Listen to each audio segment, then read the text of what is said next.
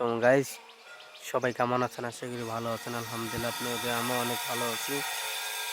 এই যে এই বাড়ি কাজ চলতেছে, ভিতরে মিস্ত্রিরা কাজ করতেছে, দেখতে পাচ্ছেন?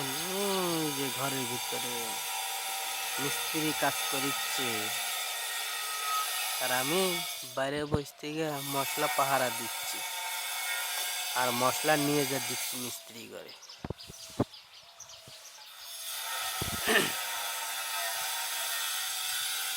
ওই যে ওখানেও মশলা মিশানো আছে, এখানেও মশলা মিশানো, ওখানে মশলা মিশাইছে।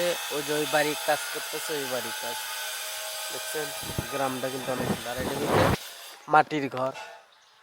মাটির ঘর ছিল, ভেঙে ফেলেছে।